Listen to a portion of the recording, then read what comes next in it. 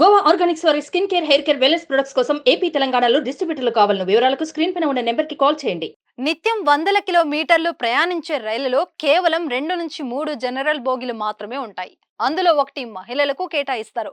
వాటిలోనే సుమారు 2 నుంచి 3 రాష్ట్రాలకు చెందిన ప్రయాణికులు వందల కిలోమీటర్లు ప్రయాణించాల్సి ఉంటుంది. అందులో సీటు దొరికితే ఓకే, లేదంటే ఆ బాత్రూమ్ తలుపుల దగ్గరో లేక జనాలు కూర్చునే సీట్ల కిందనో పడుకుని ప్రయాణం చేస్తుంటారు.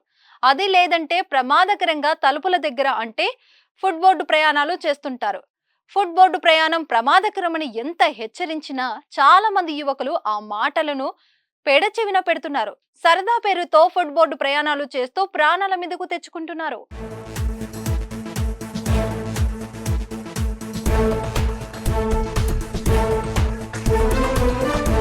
రైళ్లలో చాలా మంది దూర ప్రాంతాలకు ప్రయాణికులు ప్రయాణాలు చేస్తుంటారు.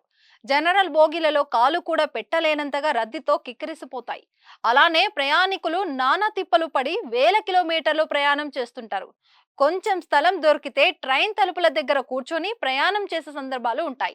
అలా కూర్చొని సెల్ ఫోన్ చూడడం, రైలు అప్పుడప్పుడు కుదుపులకు గురవుతుండడంతో ఒక్కసారిగా ఫుడ్ బోర్డ్ దగ్గర ఉన్నవారు రైలు నుంచి కింద పడి ప్రాణాలు కోల్పోయిన సందర్భాలు ఉన్నాయి.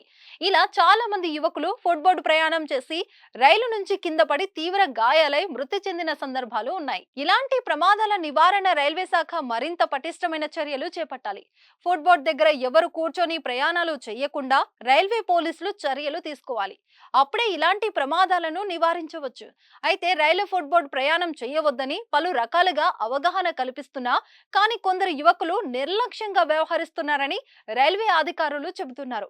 ఫలితంగా ప్రమాదాలు జరుగుతున్నాయని అధికారులు వెల్లడిస్తున్నారు. దేశవ్యాప్తంగా ప్రతి రైలులో జనరల్ బోగీల సంఖ్యను ఇప్పుడున్న 2 నుంచి 5కు పెంచాలని జనరల్ బోగీల సాధన సమితి, రైల్వే సేవ సమితి ప్రతినిధులు డిమాండ్ చేస్తున్నారు. ఎక్స్ప్రెస్, సూపర్ ఫాస్ట్ రైలులో కేవలం 2 జనరల్ బోగీలు మాత్రమే ఉంటాయి. దేశవ్యాప్తంగా రోజు కోట్ల సంఖ్యలో ప్రజలు వివిధ రైళ్లలో రాకపోకలు సాగిస్తుంటారు. వారికి సరిపడా జనరల్ బోగీలు లేక తొక్కిసలాటలు, ఫుడ్ బోర్డుపై నిలబడి ప్రయాణం చేయడం సర్వసాధారణంగా మారింది. దీనిపై ఉన్నతాధికారులు చర్యలు చేపట్టాలని ప్రయాణికులు కోరుతున్నారు.